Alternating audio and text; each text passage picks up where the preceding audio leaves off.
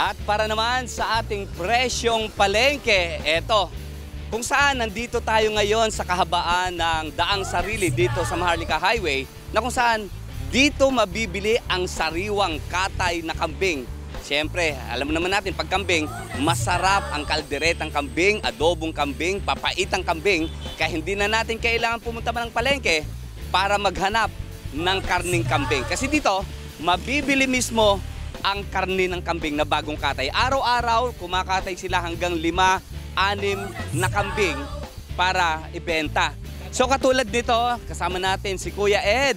So Kuya Ed, paano ang presyohan ng karni ng kambing ngayon? Magkano per kilo? 450 lang po ang karne natin ng kambing. 450. So lahat yan, kahit anong klase, sa hita, basta't lahat yan 450 per kilo. How about dito sa papaitan, magkano? 50 naman po, 350. 350 papaitan, yung ulo natin 350 rin. 350 rin? Per kilo, Per opo. kilo. Opo. So dito, assorted na yan? Opo, kumpleto po yan. Isang set po ng laman loob ng kambing. Ng papain? Opo. So ano po yung mga laman ng... Andyan ang bituka, atay, baga, isaw, andyan po lahat ng klase Ayun. ng papaitan. Walang bawas. 350 pesos lang yung pampapaitan. Pag sa karne is 450. At hindi lamang kambing ang kanilang ibinebenta dito. Minsan nagkakatay din sila ng baka. Ano po? So sa ngayon ay wala yata kayong baka ngayon. Pero sa susunod na araw, meron na rin tayong baka. Pero kung baka, magkano naman per kilo ng baka? 380 naman po sa laman ng baka.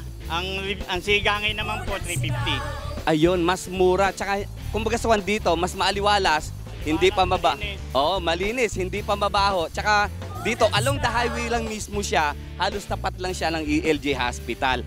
At ito lang, yung kambing kung minsan ay nagluluto din po kayo ng kaldereta.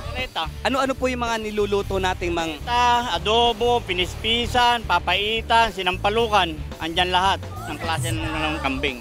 So pagka-specialty ng kambing, andito na kumpleto. Meron silang kubo dito na mabibili kayo ng luto ng kambing. Kaya pagkakuan, papasyal kayo dito. Yan katulad niya, sabi nga ni Kuya, hindi lamang sariwang kambing ang kanilang iniluluto. Katulad yan, meron kang adobo, kaldereta, papait, pinispisan, kapukan. At kuminsan, nagluluto rin sila ng bibi, pabo, yan, na itinitinda dito mismo sa kahabaan ng Daang Sarili. At hindi lamang yan, maliban sa kambing, meron din silang tindang matamis na mangga. Ate, magkano po ang mangga? 60 lang po per kilo. 60 pesos? Ano po ito? Ba't parang sariwang?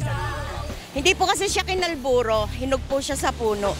Ayun, yun ang kasarapan dito sa mangga, lalo na pagkahinog sa puno. Matamis. Tawag dito, ito ate, ilang kilo po yung ganito? 5 kilos sa 60 pesos. Okay. So kung gusto nyo ng sariwa na bagong katay na kambing, hindi nyo na kailangan pumunta pa sa palengke.